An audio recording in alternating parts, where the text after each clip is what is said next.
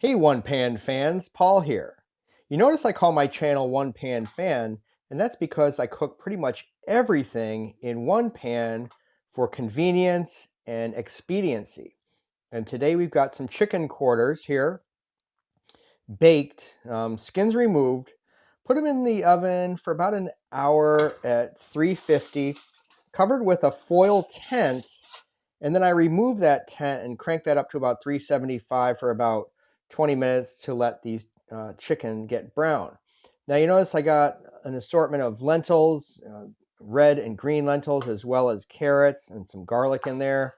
You can cook your rice, lentils, things like that, potatoes, in the same pan with your meat, and the stock from that meat is going to just enrich the flavors in those delicious lentils. So check it out and post your comments below. Are you a fan of one pan cooking? I sure am.